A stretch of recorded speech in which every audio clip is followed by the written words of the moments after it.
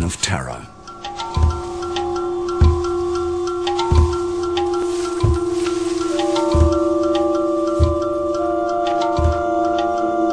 He hated women, really, with a passionate hate. 19 young women were lured to their deaths in the vast sugarcane fields just outside Durban. Far from help, they were bound, gagged and murdered by a serial killer who had won their trust only to betray it. We could see that she died painfully. Even today I'm still thinking of her. This is the story of a murder investigation which shocked South Africa. We had to get this person. Told in the words of the police and scientists who tackled the case. Serial killers, we know they're going to kill again and again and again. And until they're either stopped in jail or dead, it's going to carry on. This is the story of the Phoenix Strangler.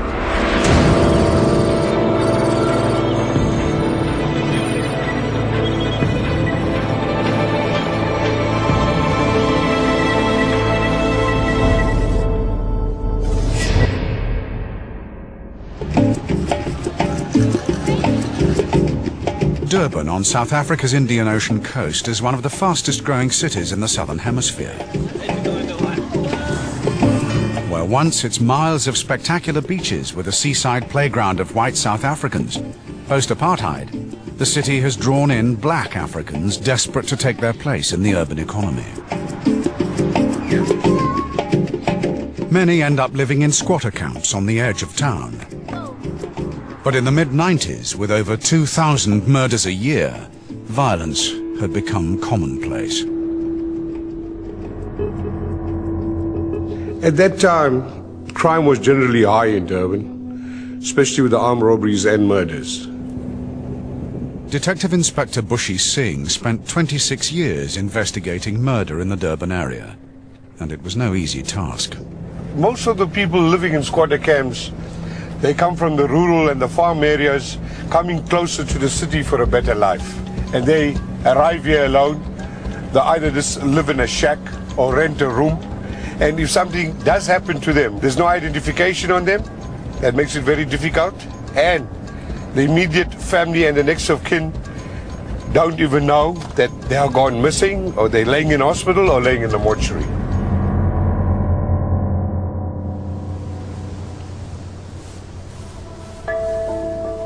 In February 1997, a worker in the sugarcane fields just outside Durban made a grisly discovery.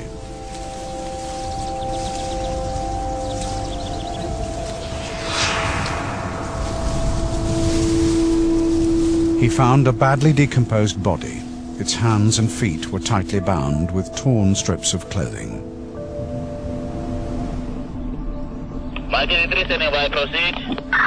There's a passerby here that showed me deceased, you copy? Detective Sergeant Marcus Naidu was called to the scene. The body was in an advanced stage of decomposition. I could not establish the race of the person, but it was a female. I noticed a dirty underskirt, white underskirt, that the cause of death, apart from the hands be tied with some kind of ligature, I could not establish the cause of death at that time. The police didn't know it yet, but this was just the first in what was to become a long line of bodies.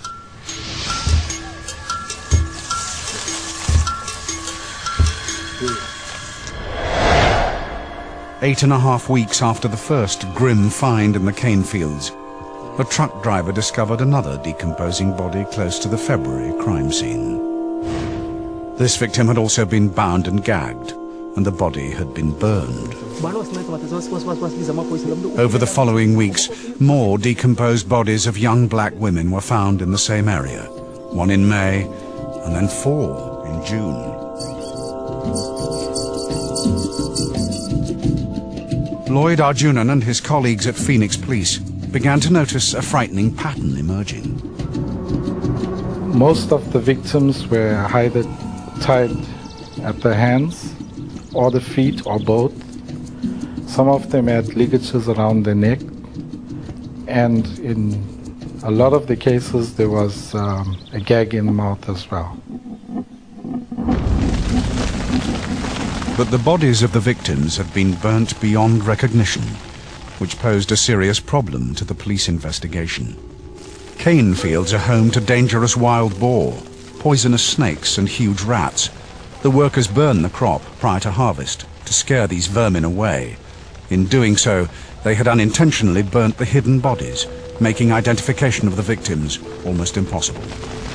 It would seem that the suspect knew that the fields will be burnt, and that is why he placed the bodies in these positions, so that once the field is burnt, the parts of the body would be burnt as well. This killer was brutal, but he was also clever. He knew the destruction of the bodies and the crime scene would make it tough for the police to catch him. So far, 7 young women had lost their lives in the cane fields, and many more. 1997, South Africa. The charred remains of 7 young women had been found in the same area of sugarcane fields on the outskirts of Durban. Detectives from Durban's murder squad were brought in to spearhead the investigation, led by Superintendent Philip Veldhuizen. He was soon able to confirm that these killings were the work of one man. The examination of the corpses revealed that all of them had been strangled by means of ligatures, and it was quite obvious that wads of clothing or cloth were placed in the mouths of the victims. The meticulous way in which he had tied his victims indicated to the detectives that this was the work of a particular type of serial killer. But this was new territory for the police. That's right. Serial killers had always been in South Africa, but the concept in the police of investigating a serial killer was brand new. Former head of South Africa's investigative psychology unit, Dr. Mickey Pistorius, was brought in to help. American profilers developed a system whereby they would classify serial killers as organized and disorganized. The disorganized, they're not always aware of what they're doing, they have different motives. It's much more easier to catch them because they are so disorientated. The organized serial killers would be more psychopaths. They would be quite aware of what they're doing, they would plan what they're doing, they would select their victims specifically. It's very difficult to catch them. The distinctive way that the victims had been strangled made Dr. Pistorius believe that they were dealing with an organized serial killer. Her hope was that by studying the way that he attacked his victims, she could work out something of this murderer's personality. Serial killers have a very definite signature on the crime scene, which means it is something extra, something of their personality. All people are creatures of habit, and so is the serial killer. And this killer had his own very distinctive trademark. The specific signature of this killer was his ligatures that he used. It was very obvious that they were similar, that they were uniquely placed around the victim's head, and ultimately the gag or wad of cloth in the victim's mouth indicated it was the same person. That was his definite signature. The team now knew how the killer worked, but to move the case on, they desperately needed to be able to focus their investigations. And this was no easy task. The area in which the bodies had been found was a vast sugarcane plantation that lay to the west of Durban. The cane fields themselves were crisscrossed by a maze of dusty roads, fire breaks and paths.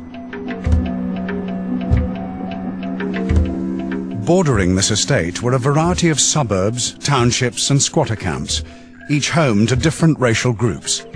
Detectives Bushy Singh and Alan Alford knew this territory well. If you move to my left, you'll see there's a residential area there which is known as Mount Edgecombe.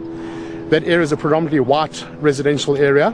Behind the highway is another 2 residential areas that border each other, some Schlonga Rocks and Greenwood Park. Directly behind it on the hills there is Kwamashu. It's a black township. And then you get Bestes, which is a squatter camp. And then you move further to the right, you get predominantly an Indian township as well. This was the area where our first victims were found. The killer could come from any one of these suburbs bordering the cane fields, giving the police a huge task to track him down. But Dr. Mickey Pistorius was able to give an invaluable insight into the behavior of serial killers, which would help them enormously. Usually, serial killers would be intraracial. In other words, the victims would be of the same race as the serial killer. This was the first major step forward in the investigation. We narrowed down the investigation to the type of person that we were looking for, and in this instance all our victims were black females, so we would then be looking for a black male as a perpetrator. The team could also assume that in order to gain the trust of his victims, the killer was likely to be of a similar age. This man had already brutally killed at least 7 women, but it was obvious to the detectives that as long as he was at large, he had the potential to kill and kill again. A serial killer is driven by his sexual fantasies. The only time he'll stop killing is if he's arrested and if he's incarcerated or if he dies. Because when he finds his victim, he never fulfills all his fantasies. So he always looks for another victim to perfect that sexual fantasy of his. The investigation now centered on the black townships and squatter camps which bordered the cane fields. But these areas could be very lawless. Police were often shot at by the residents, and they had become virtual no-go areas for white officers. There's always been a lot of mistrust as to against the police. And for many, many years, we were not welcome. The police were not welcome in these kind of areas. Superintendent Alan Alford was part of the team struggling to move the investigation on in very difficult circumstances. You could have 100 eyewitnesses to an offence, and they will not come forward because it's actually a double-edged sword. The one is that they don't trust the police in the first hand. The second is that the suspects invariably come from within their communities, and they could become victims of retribution as well, should they be identified as witnesses or informers for that matter.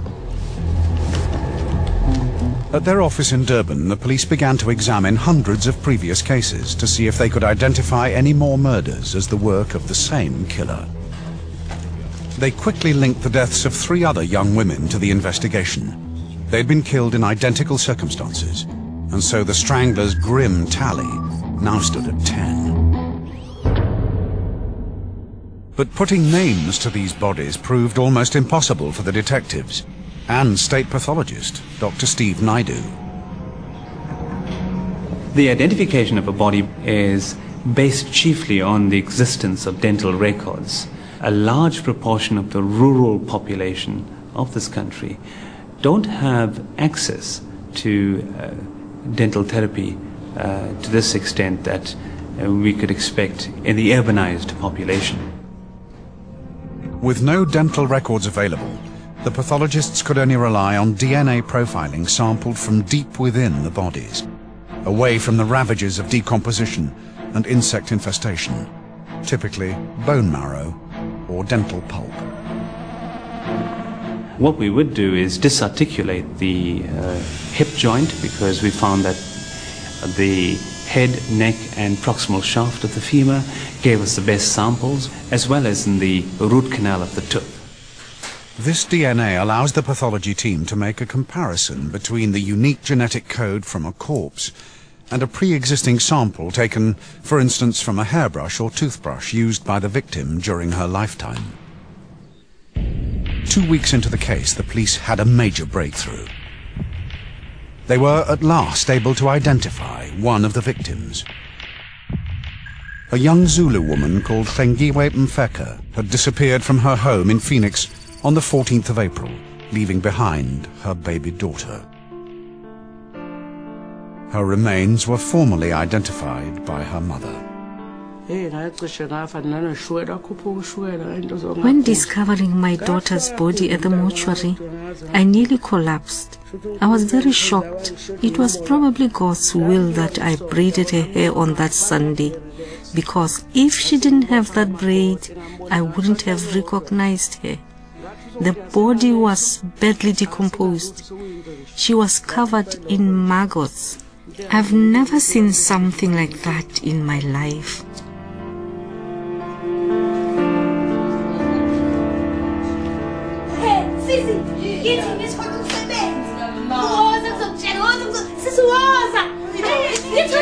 On the day of her disappearance, Hlengiwe had been to the shop, but when she returned, she announced that a man had approached her and offered her a job in a hotel in town.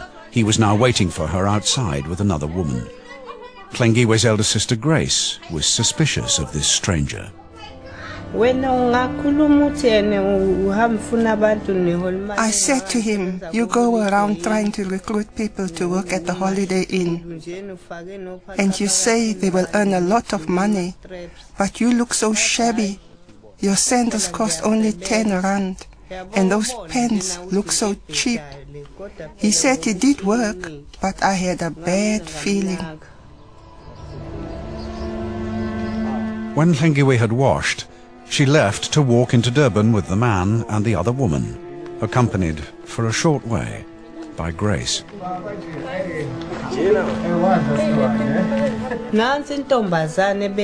After a while, this other girl went another way. My sister was the only one walking with this man. Alarmed, Grace tried to persuade her sister not to go. When Hlengiwe left with the stranger, Grace hurried back to the house to ask her sister what to do. My big sister told me to run after her, but I could not find them. She'd simply disappeared with this man. He'd taken her away. The family never saw Hlengiwe alive again.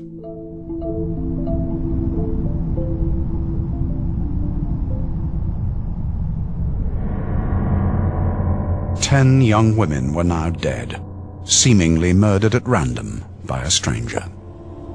For psychologist Dr. Mickey Pistorius, the only way to catch this man was to try and get inside his mind. You have to think like the killer.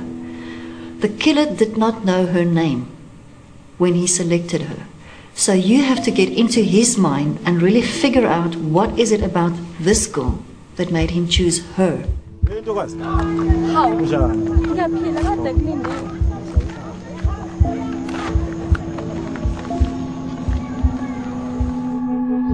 Even amid a community where violence, rape and murder were everyday facts, persistent rumors that a serial killer was stalking young women began to circulate. Durban journalist Jannie Meyer remembers when she first heard about the case. When we got word that there might be a serial killer on the loose, it was quite sort of exciting for journalists, because we've not dealt with anything like that before. And I think we were really sort of hoping that it was actually really a serial killer and not just random killings. But in these early days of the investigation, the police ordered that no details be released to the press. If too much information is given to the press too soon, one ends up with a frenzy which the serial killer ultimately feeds off. The detectives also needed to ensure that they weren't swamped with information from the public, so they cut a deal with the press. There was agreement between us and the police that we won't report on the serial killer until such time that they would give us the go-ahead and could confirm that there was a serial killer operational in Phoenix area. 2 weeks into the investigation, the team were beginning to make headway. They knew the victims were young black females, and accordingly that the killer would also be black. And in all likelihood, he would be of a similar age to the victims. They were also able to center the investigation on the black townships and surrounding squatter camps that bordered the cane fields. Frustratingly for the police, all the crime scenes until now had been destroyed by fire. But that was about to change.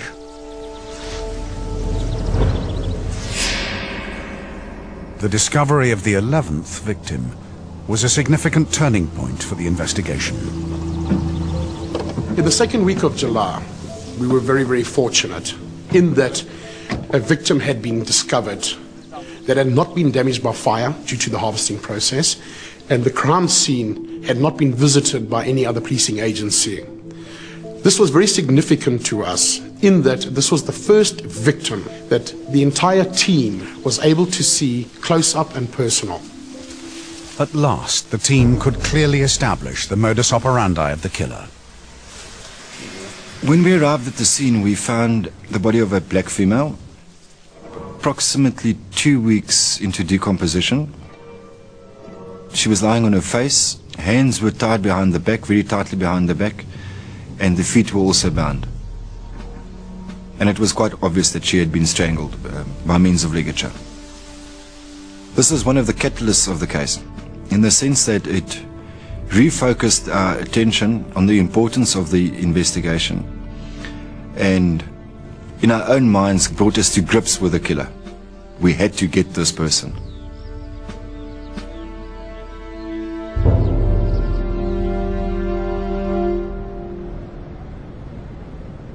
With fresh evidence now available, investigative psychologist Mickey Pistorius decided to travel to Durban to begin work on a profile of the killer. Her first task was to examine the body of the latest victim. The moment that I arrived in Durban, we went straight to the mortuary.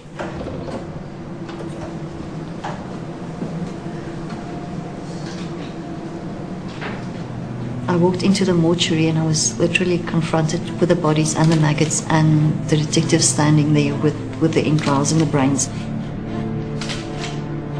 That was the first connection that I had with the case.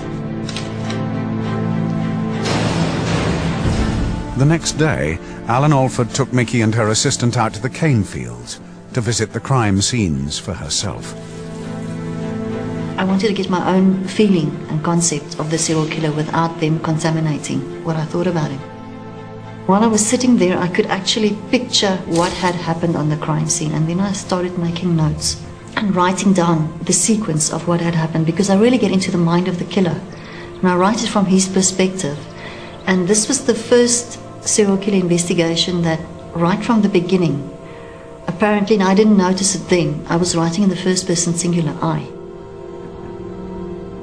With 11 young women already dead, the team knew they had to find the killer before he struck again.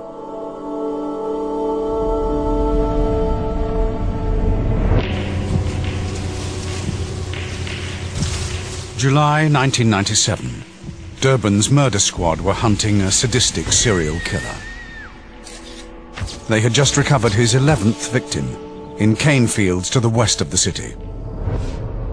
Police experts are collecting information about a suspected serial killer who's believed to have been operating in the Phoenix area. Experts are compiling a profile of a suspected serial killer who's believed to be operating in the Phoenix area. Despite the best efforts of the police, during the third week of the investigation, the story broke in the press.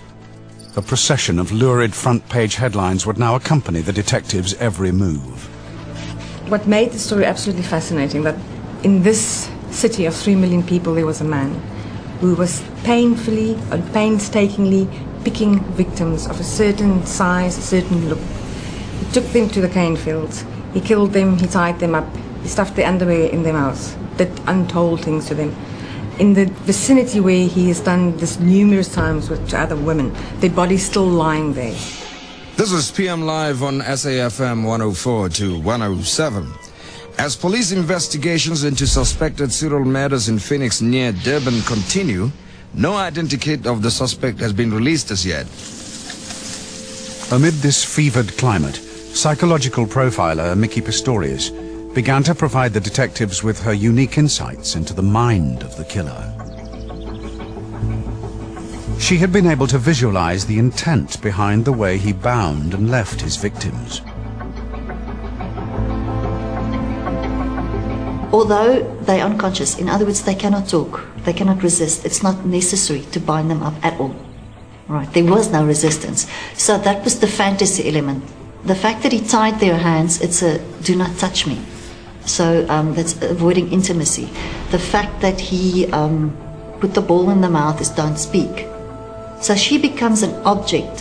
He was fearful of women talking, of their mysticism, of touching, of being intimate. And that immediately put me into his mind.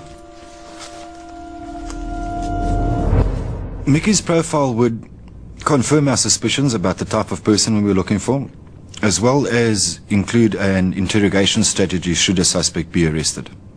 Upon receiving a profile, this confirmed that we were looking for a black male of between 30 to 40 years old and being a bit of a loner. I said he would have had some kind of criminal record for rape or burglary or something because he had a criminal sophistication to him. I said he would have at least high school education because he was really sophisticated. That was just the demographics, which is sort of superficial. On a more metaphysical level, I was looking for a very angry man. He was sullen, he was moody, he had aggressive outbursts now and again. He could be very charming in front of people, a real psychopath if he wanted something from them, but inside he was dark. He hated women, really, with a passionate hate for a very sullen, dark, dangerous, wounded animal. That's what I was looking for.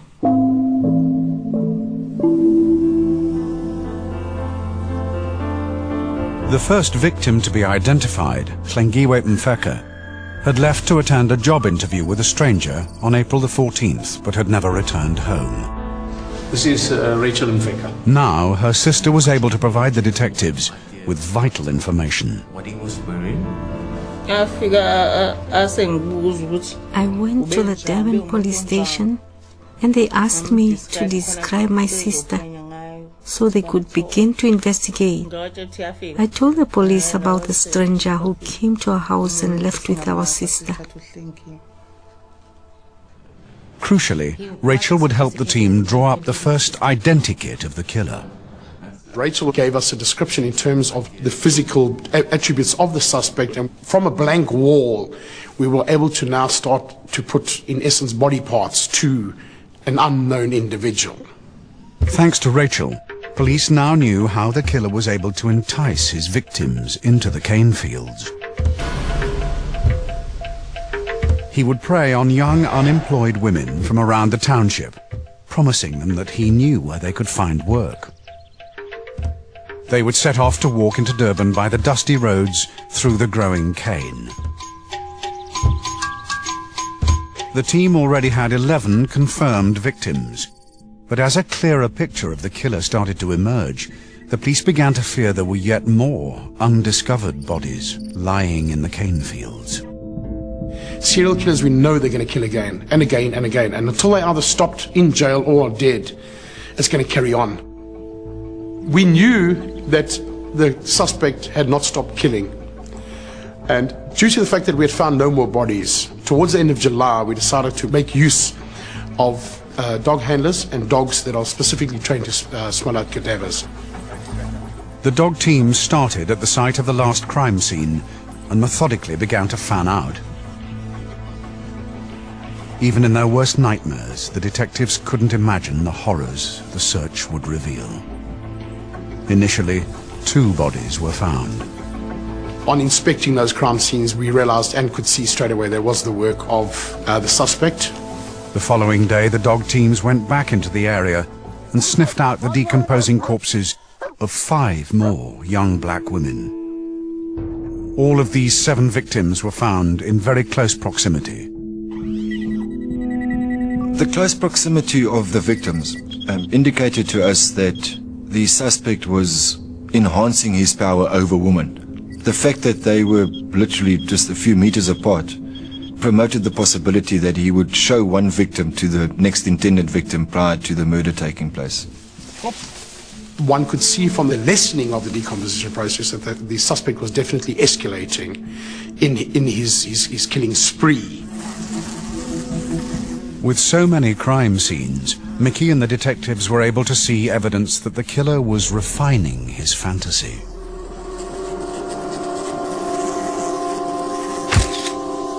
I think when this killer killed, he was excited. It's a sense of anticipation. If you have a big present in front of you and you know inside it's something that you really, really wanted, but you sort of savor the moment of slowly unwrapping it, but you don't allow your excitement to actually tear off the paper. There's a lot of excitement and anticipation, and that was more his frame of mind that he was in when he killed. Some of these victims were very recent, killed possibly only a few days ago. But the investigation team needed to know precisely how long each victim had been dead in order to establish any pattern to the killings. For this they turned to entomologist Mervyn Mansell, who would read the life cycle of the insects which had infested the decomposing bodies. We use entomology, or the insects found on crime scenes, as biological indicators of the post-mortem interval. Different insects invade the body at different stages of decomposition. The first and the most important of these are the carrion flies, the blowflies. They provide us with the most accurate information. Then these are followed by the beetles, usually the hide and skin beetles, and then afterwards the hair beetles. By analysing the age of the blowflies and their maggots found on the bodies, Mansell could provide a time of death to within a day, and in recent kills, to within a few hours. When we go to a crime scene, we use an ordinary insect net to sample any flying insects around the body. We will then look for the largest maggots, because obviously they're the oldest ones, would have been the first laid on the body. We'll also take a sample of those same maggots, which we'll keep alive, and we'll return those to the laboratory for rearing, because the crucial thing is to determine the species you're dealing with, because when you know what species you're dealing with, then you already have a very good idea of the biology of that species, which is extremely important in analyzing the ecology of decomposition on that crime scene. This analysis confirmed the worst fears of the police, that the killer's attacks were becoming more and more frequent. He had now murdered 18 young women and was growing in confidence, revisiting the same crime scenes again and again. But it appeared that as his killing spree increased, he was becoming careless. We found a cigarette butt at one of the crime scenes. This then immediately introduced the aspect of a DNA analysis, which at a later stage, once the suspect is arrested, could possibly link him to that specific crime scene. So the discovery of a cigarette butt was a vital piece of evidence which we had not previously found.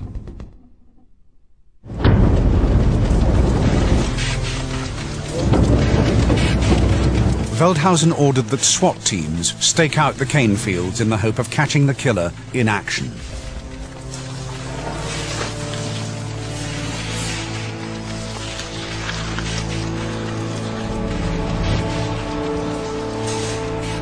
In spite of this, the killer struck again, claiming his 19th victim. But with this murder, he had made a fatal mistake. On the 5th of August, I was called to another scene of a murder, which is down here in the sugarcane fields. The deceased was a black female who appeared to be in her early 20s. She was semi-naked, laying on her stomach face down, and just looking at the body and the scene, it seemed as if she was murdered 2 or 3 days ago. Under the victim's body, Bushi Singh discovered 2 used condoms containing semen. To me, the discovery of the condoms on the crime scene signified that he was getting sloppy. They all make mistakes sooner or later. So I think with him this was the case. He knew the police was looking for him. They didn't catch him, he became arrogant and he became forgetful. The discovery of condoms at the crime scene of the latest victim was a pivotal moment in the case. The fluid in these condoms would provide a DNA profile of the killer. The net was closing around the Phoenix Strangler. Within 48 hours, the forensic scientists were able to extract a DNA profile from the semen. But DNA alone would not put a name to the killer. The detectives now painstakingly trawled through previous investigations to see if they could turn up a suspect. From the examination of all case dockets, we were able to identify a case where a victim had been attacked and survived under similar circumstances. This case had never made it to court, but crucially the police still had the blood sample taken from the attacker. We had 3 things going for us at this stage. We had the semen in the condoms at our latest victim. We had the cigarette butt, which had contained elements of DNA from a previous victim, as well as the control blood sample from the attempted rape case. The 3 of these combined gave us one person. The police now hoped they could put an end to a killing spree that had claimed 19 young women. They could finally unmask the identity of the Phoenix Strangler. The name of the suspect then was given to us as Sipho Thwala.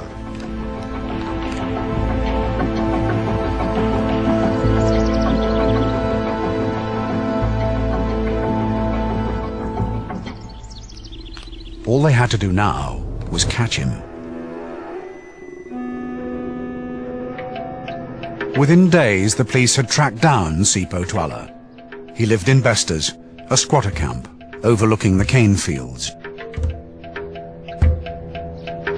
There are no street addresses there are no house numbers. This area was a notoriously lawless warren of shacks and alleyways. It would be dangerous for the police to make a daylight arrest here. The police decided the safest time to strike was in the early hours of the morning, while the local community were asleep. On the night that we went to arrest Sipho Thwala, the team was split. Philip and Bushy and a SWAT team went up to the house. I remained back with the other half of the investigation team. With me was Dr. Mickey Pistorius and all the forensic people. As Philip Veldhuizen and Bushy Singh approached Thwala's shack, they were accompanied by firearms officers from the Special Task Force and a Zulu interpreter. The perimeter of the squatter camp had been secured by riot police. The team had worked long hours. We were physically and mentally exhausted. But I think the adrenaline just kept us going at that stage. Sipho Thwala. The Zulu culture is such. In a locked room, they will come and unlatch the door, but they wouldn't open the door. And that's what Sipho did.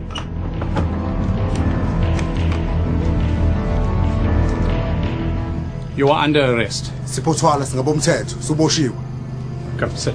Thwala seemed surprised to see police at his door, but offered no resistance. We were obviously all very elated. Hours and hours of hard work had come to fruit. We could see the end of the case. It was a feeling of intense excitement, joy, euphoria. The moment I first laid eyes on Sipho, it's difficult to describe what I was feeling, but I did look into his eyes. And he looked up and there was a trapped animal look in his eyes. And there was a sense, a recognition. I knew then that this was really the right guy. On searching Sipho's home, the team were about to discover a staggering amount of incriminating evidence. One of the most striking features of the house was the incredible amount of ladies' clothing, female clothing, not only outer garments, but underwear, lingerie, petticoats, etc. That was very, very striking for me. And I could see all this female attire. It's like an Aladdin's cave of evidence. And your mind is very sharp at that stage. And I noticed the watches, the female watches lying next to the bed, and all the clothing, and I thought, bingo. Philip, come have a look. And there was more for the police to find. It was a little school bag that's usually used by our school kids in the lower classes. And in this bag, we found a lot of strips of ligatures. The presence of these ligatures indicated that Thwala would practice his bondage prior to finding his victims. But the most damning piece of evidence incontrovertibly linked Thwala to one of the murders. Conclusive evidence that we found was a pair of men's pants belonging to the suspect that ultimately it was revealed had blood stains of a victim in the groin area. The Phoenix Strangler was finally in custody. But how much would he reveal to police about the brutal killing spree that had claimed the lives of 19 young women?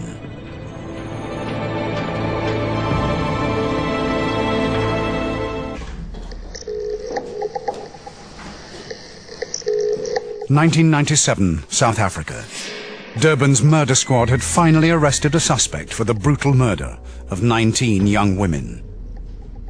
I must warn you, that you have been detained on suspicion of murder. You have the right to remain silent, but if you do... Miki Pistorius, the team's psychological profiler, now had a unique opportunity to try to get inside the mind of a serial killer. I must ask you some questions. Can you tell me... He was calm, apprehensive, but not aggressive at all. I didn't think he expected a woman to come in. I think he might have expected more of an aggressive male to come in, etc. But I think that took him a little bit off guard. And finally... She confronted Sipho Thwala with the harsh reality of his terrible crimes. I'm going to tell you a story about a man who meets pretty young women by offering them work. He asks the woman to accompany him to his place of work. In order to do so, they must pass through the cane fields. And as he walks, he makes small talk with the girl. But already, he is imagining how he will kill her. I reconstructed the whole thing as I saw the picture, like a movie unfolding in my mind. I told him the whole story.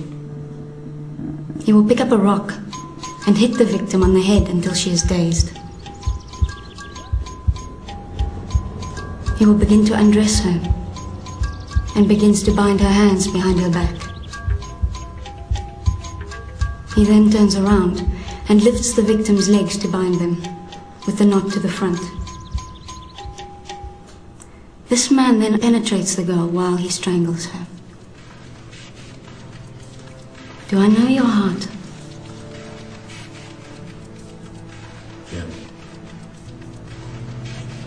Yebo. Imini ndoda okhuluma ngayo. Imini ubulala amantombazane lezi mobile.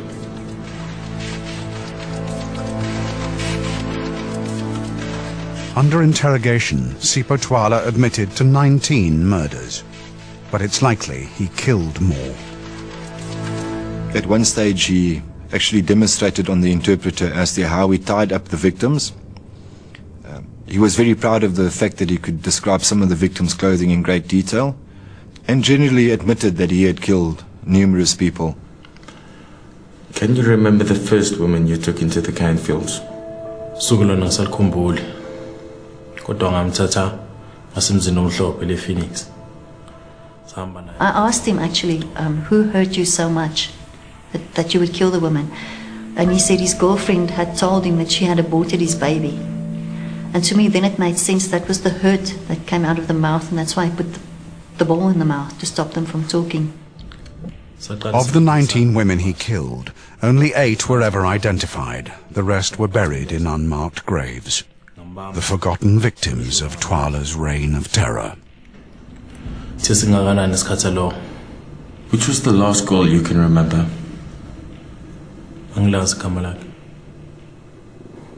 What happened? Samba naye ngasendlini lezi emhlophe Phoenix. Sayilisana nje ngamagama isikhathi eside. Nase ngiyanqoba ngamandla. Waseshona. How? Angazi kanjani. Ngambamba ngesandla. Ngamgodloza ngamnqoba. Ngamkhinya. Thina emva kokuthi ngimkhinya. Ngaphambi kodwa lo ntombazane yengazi. Washo nje inyinto ngaphambi equleka. Uthi ngisho kubuhlungu le ngikwenza kona. Uma esefile umphefumulo wakhe. Uthi umphefumulo wakhe uzongilinda. On the 31st of March 1999, at the High Court in Durban, Sipho Thwala was convicted of 16 counts of murder, 1 count of attempted murder, 3 counts of rape, and 7 counts of indecent assault.